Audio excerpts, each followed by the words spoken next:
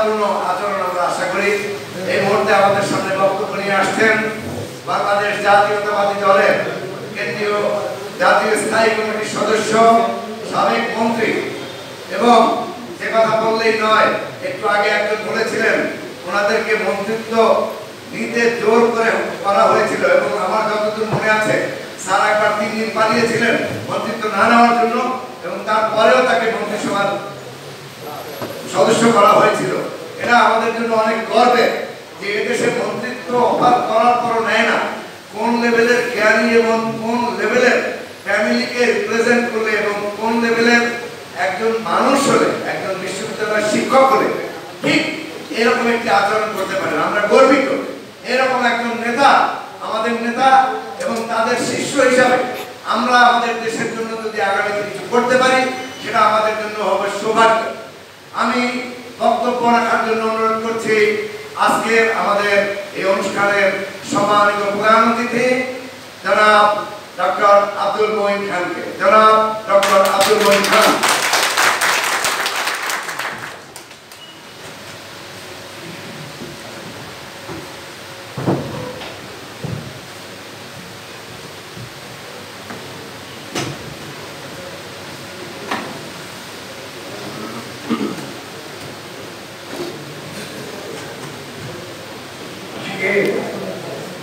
আমরা এখানে সমবেত হয়েছি একটি বিশেষ উদ্দেশ্যে। আমাদের বাংলাদেশের বরিশাল অঞ্চলে একজন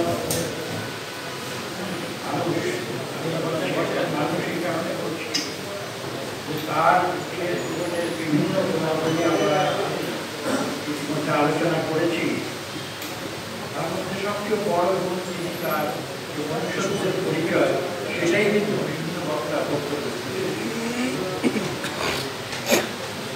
সুনীল কুমার গুপ্ত।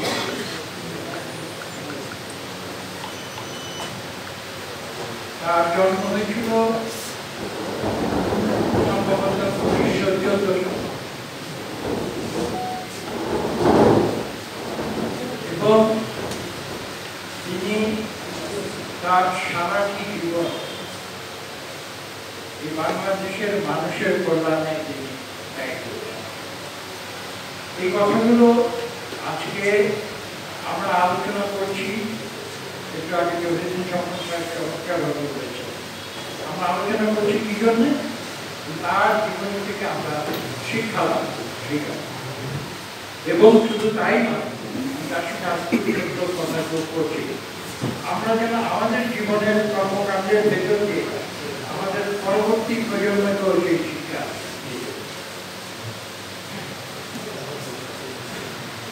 শহীদ প্রেসিডেন্ট জিয়াউর রহমান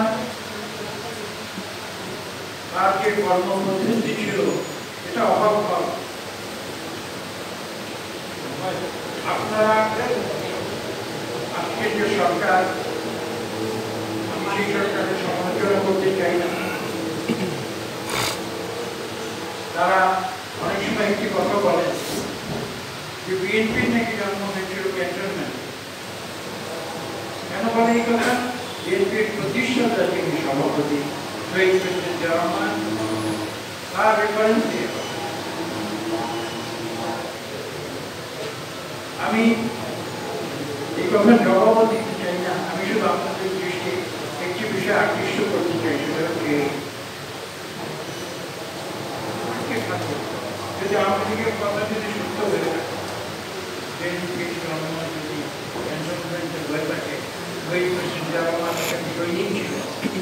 তিনি বাংলাদেশ জাতীয়তাবাদী দলের প্রতিষ্ঠাতা সভাপতি ছিলেন। সেই সব কারণে আমাকে যদি আপনাকে কথা বলেও থাকে যে বিএনপির জন্ম হয়েছিল ক্যান্টনমেন্টে, আমি সেই সম্বন্ধে ছোট্ট দু একটি কথা। শহীদ প্রেসিডেন্ট জিয়াউর রহমান তো শহীদ, কিন্তু রাজনীতিক হিসেবে তার জীবন অথচ তার জীবনে তিনি সবচেয়ে গুরুত্বপূর্ণ যে কাজটি করেছিলেন, বাংলাদেশকে স্বৈরাচার থেকে বের করে তিনি একদলীয় শাসন থেকে বের করে তিনি বহুদলীয় গণতন্ত্র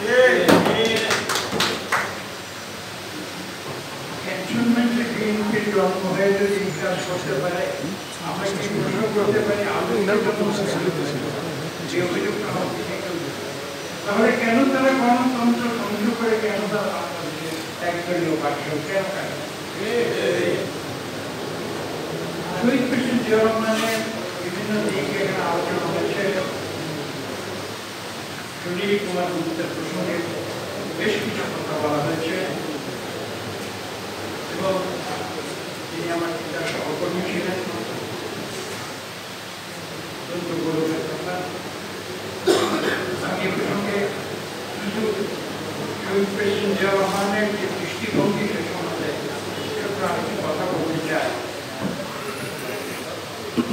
বর্তমান সরকার আপনারা দেখেছেন গ্রামে গঞ্জে সারা বাংলাদেশি হচ্ছে সরকারের সমালোচনা করলে রাতে বেরোতে গ্রামে আমাদের নেতা কর্মীদের বাড়িতে গিয়ে হামলা হয়, তাদের তাই তো কথা বলবেন না। আর শহীদ প্রেসিডেন্ট জিয়া রহমান তিনি কি করতে জানেন?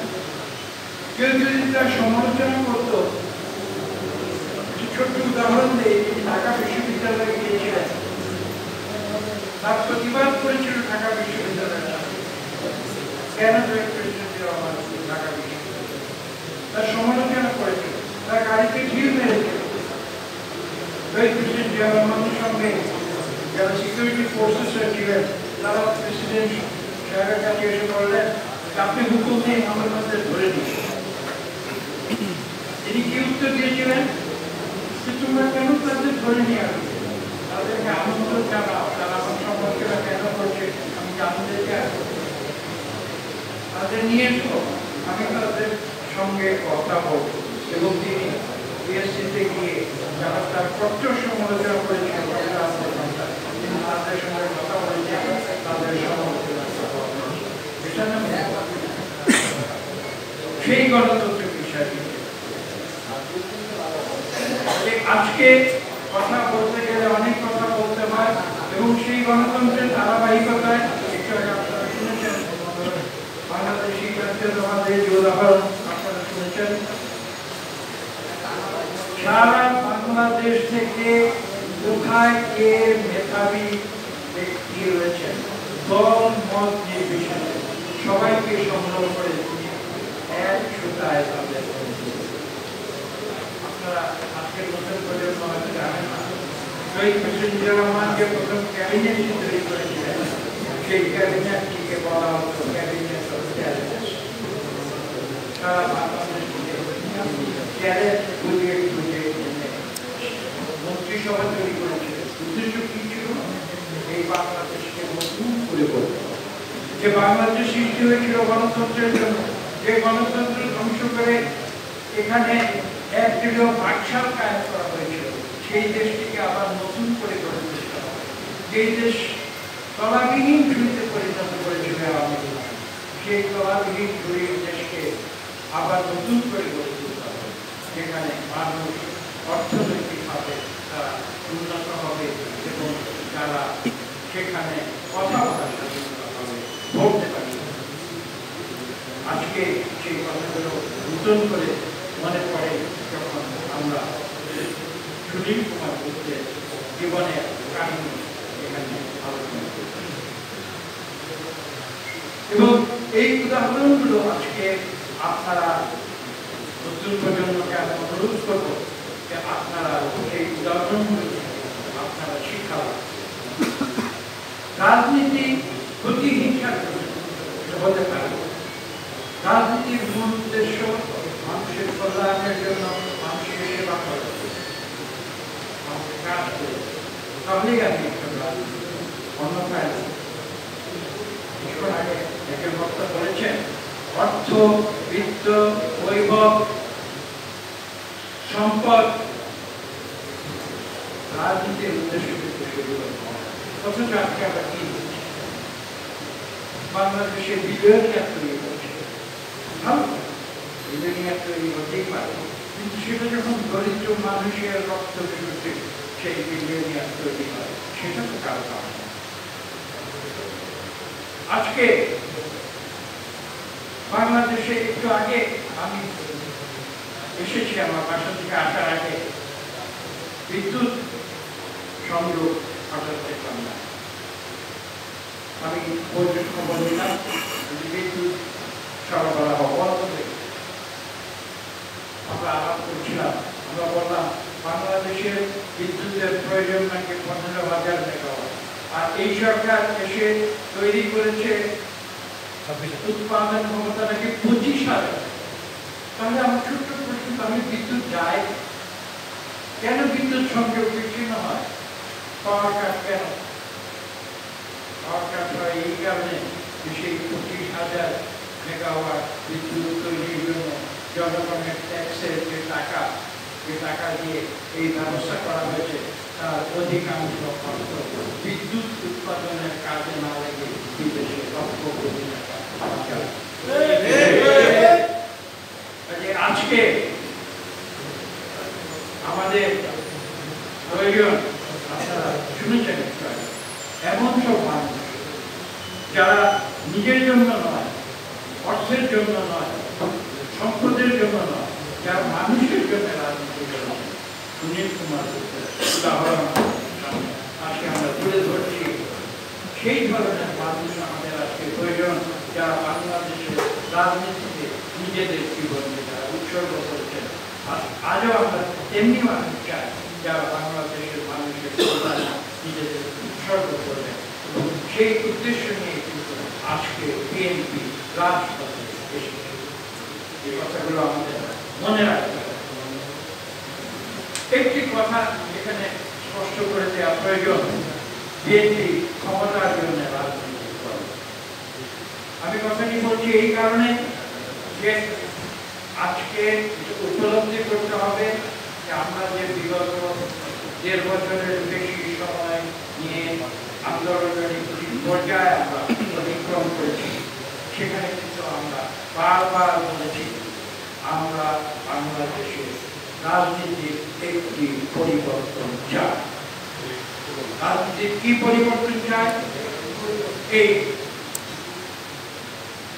বর্তমান হিংসার রাজনীতি, প্রতিহিংসার রাজনীতি, সংঘাতের রাজনীতি, তার থেকে আমাদের বেরিয়ে আসা এবং এখান থেকে বেরিয়ে এসে আমাদের এমন একটি রাজনীতি শান্তিপূর্ণ পরিবেশে এখানে সৃষ্টি করতে হবে, যেখানে মারামারি হানাহানি নয়, যেখানে জনগণ সুষ্ঠু নিরপেক্ষ নির্বাচনের মাধ্যমে যাদের এই দেশ পরিচালনার দায়িত্ব দেবে, ক্ষমতা নয়, এই দেশ পরিচালনার এই ক্ষেত্রে কঠিন নয়, এটা জনগণ যাদের উপরে সমর্পণ করবে তারাই পরিচালনা করবে। এটা বিএনপি বলে কোনো কথা নেই, এটা আওয়ামী লীগ বলে কোনো কথা নেই, জনগণ যাকে ভোট দেবে তারাই হবে সরকার। কারণ গণতন্ত্রের মূল কথাই হচ্ছে এটি যে দেশ শাসন করবে জনগণের, এবং আমরা সেই আদর্শের আমরা আন্দোলন করে যাচ্ছি। আজকে বক্তব্য দীর্ঘ করার কোনো সুযোগ নেই, সময় সংক্ষিপ্ত। আমি আপনাদের উদ্দেশ্যে কথা বলবো। আমরা রাজনীতিতে এসেছি কেন? আমরা রাজনীতিতে এসেছি শহীদ প্রেসিডেন্ট জিয়া রহমানের তার জীবনের গুণাবলী বিভিন্ন বক্তারা উল্লেখ করেছেন, আপনারা জানেন। তিনি তার রাজনীতির জীবনে কোনদিন অর্থবিত্তের প্রতি আকৃষ্ট হন। তার নিজের জীবন দিয়ে তিনি তার জীবনের শেষ সময়ের একটি ঘটনা আমি আপনাদের উদ্দেশ্যে বলতে চাই। টাইম ম্যাগাজিন 100 বছরের পুরনো টাইম ম্যাগাজিন, বিশ্বের একটি বিখ্যাত নিউজ ম্যাগাজিন, সেই টাইম ম্যাগাজিনে জিয়া রহমানের প্রচ্ছদ চিত্র করার পরে আমেরিকার যুক্তরাষ্ট্রে ব্যতিক্রমধর্মী প্রচ্ছদ চিত্র সেটাকে আলোচনা হয়েছিল। সম্পাদক মণ্ডলীকে জিজ্ঞাসা করা হয়েছিল যে আপনারা এত বিখ্যাত পত্রিকা কোথাকার পৃথিবীর 14টি দেশ এই দেশে তার ছবিকে আপনারা কিভাবে কি কারণে চিত্র তৈরি করেছেন, কেন করেছেন তার ব্যাখ্যা দিন। সম্পাদক মন্ডলী উত্তর দিয়েছিল, তৃতীয় বিশ্বে যে গুণটি সবচেয়ে দুর্লভ এটি হচ্ছে এই যে দ্বিতীয় বিশ্বের মধ্যে সব নেতার অত্যন্ত অভাব। আমরা শহীদ প্রেসিডেন্ট জিয়াউর রহমানের মতো দ্বিতীয় বিশ্বে খুঁজে পেয়েছে একজন সব নেতৃত্ব, সেই কারণেই শহীদ প্রেসিডেন্ট জিয়াউর রহমান ছবি দিয়ে আমরা প্রচুর করেছি। এটি বড় অভিনন্দন একজন রাজনীতিকের জীবনে। আর কি আজকে আমরা আসুন আমরা নতুন করে বাংলাদেশ গড়ে তুলি। বিএনপি আমরা জনগণের কাছে আছি, আমরা জনগণের কাছে থাকবো এবং আমরা জনগণের কথা আমরা বলব। আমি স্পষ্ট ভাষায় উল্লেখ করেছি যে আমাদের এই আন্দোলন, সেই আন্দোলন এদেশে গণতন্ত্র ফিরিয়ে আনা হবে, এদেশে মানুষের ভোটের অধিকার ফিরিয়ে আনা হবে, এদেশের মানুষের গণতন্ত্রের অধিকার ফিরিয়ে আনা হবে, এদেশের মানুষের মানবাধিকার ফিরিয়ে আনা হবে, এদেশের মানুষের কথা বলার অধিকার। আমরা সেই আন্দোলনে আমরা হ্যাঁ, এটা হতে পারে আমাদের মানুষ প্রশ্ন করে, সমালোচনা করে, কিছু নেই। 7ই জানুয়ারির যে নির্বাচনের প্রশ্ন মানুষ আমাদের করে, অনেকে বলে এই নির্বাচন তো আপনারা ঠেকাতে পারেন। আমি ছোট্ট ভাষায় উত্তর করি, এই নির্বাচন বাংলাদেশের 18 কোটি মানুষ ভোটের মাত্র এই নির্বাচন শেষ। এটা কোনো নির্বাচন নয়। এই নির্বাচন হলো কি হলো না সেটা নিয়ে কোনো ভাবনা আমাদের যে কথাটি মনে রাখতে হবে, নির্বাচন তখনই সঠিক হবে যখন সেই নির্বাচনে মানুষ নিজের খুশি মতো ভোট। আমি কিছুদিন আগে বলেছিলাম যে আওয়ামী লীগ তো একসময় আন্দোলন করেছিল, তাদের স্লোগান কি ছিল? তারা স্লোগান দিয়েছিল আমার ভোট আমি দেবো, যাকে খুশি তাকে দেবো। আজকে আওয়ামী লীগের মুখে এই স্লোগান কেন দিচ্ছি? আজকে সেই স্লোগান পরিবর্তিত হয়ে গেছে, এই কারণে তাদের এই কথা বলছি। আজকে সেই স্লোগান আমার ভোট আমি দেবো, যাকে খুশি তাকে দেবো, সেই স্লোগান আওয়ামী লীগের পরিবর্তন হয়ে আজকে আওয়ামী লীগের যে নতুন স্লোগান সেটা কি হয়েছে? আমার ভোট আমি দেবো, তোমার ভোট রাজনীতি। এটাই হচ্ছে আজকে আওয়ামী লীগের নির্বাচন। এই কথাগুলো আমাদের মনে রাখতে হবে এবং আমি আবেদন জানাবো আওয়ামী লীগের আপনারা প্রতিহিংসার রাজনীতি ছেড়ে দিন, আপনারা সংঘাতের রাজনীতি ছেড়ে দিন এবং বাংলাদেশের মানুষের কল্যাণে আপনারা একদলীয় শাসন কোনদিন বাংলাদেশের মানুষের কাম্য হতে পারে না। বাংলাদেশের ইতিহাস আপনারা পর্যালোচনা করুন, অনেক বেশি আগে যাওয়ার প্রয়োজন নেই। মুঘল সাম্রাজ্যের দিকে তাকিয়ে থাকুন, যখন গায়ের জোরে এই বাংলা সুবাদ দিল্লির সম্রাটরা দখল করতে চেয়েছিল, তখন বাংলাদেশের মানুষ সেটা কোনোদিন মেনে নেয় না, বারবার দিল্লির বিরুদ্ধে বিদ্রোহ। এটাই হচ্ছে আমাদের চরিত্র। আমরা স্বাধীন দেবা মানুষ, আমরা স্বাধীনভাবে থাকতে চাই, আমরা কথা বলতে চাই। আমাদের যদি আমি বলেছি আমাদের কাছে যদি এক হাতে কেউ লোভনীয় খাবার নিয়ে আসে, আরেক হাতে যদি বলে আসে নিয়ে আসে ভোটের অধিকার, এবং যদি এই প্রশ্ন করে তুমি কোনটা নিবে, দুটার সঙ্গে বলে তুমি কি লোভনীয় খাবার চাও না ভোটের অধিকার চাও? বাংলাদেশের মানুষ বলবে আমার খাবারের প্রয়োজন নাই, আমি ভোটের। আমরা আমাদের মনস্তাত্ত্বিক যে অবস্থা সেটা হচ্ছে এই যে আমরা স্বাধীন, আমরা গণতন্ত্র চাই, কথা বলতে চাই, আমাদের অধিকার প্রতিষ্ঠা করতে চাই এবং সরকারকে জবাব। আজকে একদলীয় শাসনে কোন জবাবদিহি নেই, সেটা বিশ্ব স্বীকৃত। আজকে এই সরকার যদি তারা সত্যিকার অর্থে তারা এই দেশকে ভালোবাসে, তাহলে একটি মাত্র উপায় তাদের কাছে রয়েছে, এদেশের গণতন্ত্রের অধিকার মানুষকে ফিরিয়ে দিতে হবে। গায়ের জোরে বন্দুক দিয়ে, বুলেট দিয়ে, গ্রেনেড দিয়ে, জল কামান দিয়ে মানুষের অধিকার কেড়ে নেওয়াটা কিন্তু মানুষের ভালো বক্তব্য দীর্ঘ করব না। সর্বশেষ শ্রদ্ধা জানাই সুনীল কুমার গুপ্ত, তার পরিবারের সদস্য এখানে রয়েছেন, তাদের সকলের প্রতি আমি শ্রদ্ধা জানাই। তারা যে আদর্শ সৃষ্টি করে গিয়েছেন, এই দেশের রাজনীতির যে আদর্শ, শহীদ প্রেসিডেন্ট জিয়া রহমানের আদর্শিত পথ ধরে আমি আপনাদের কাছে একটি অনুরোধ করব, আসুন আমরা বাংলাদেশে শহীদ প্রেসিডেন্ট জিয়া রহমানের বাংলাদেশ জাতীয়তাবাদ যে আদর্শে এখানে দল, মত, জাতি, ধর্ম নির্বিশেষে সবাই আমরা বাংলাদেশে সেই আদর্শে পিছিয়ে গেলে আমরা বাংলাদেশে গণতন্ত্র আবার ফিরিয়ে আনি, এই প্রতিজ্ঞা আজকে।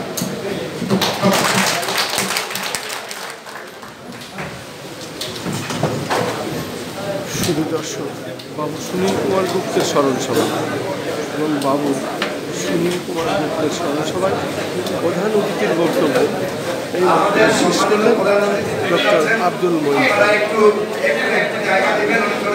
জাতীয়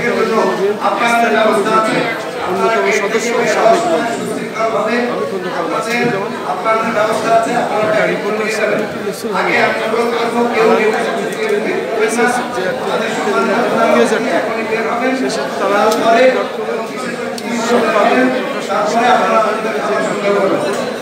ঠিক তার ধারাবাহিকতায় আজও আমরা এটা প্রচার করে যাচ্ছি।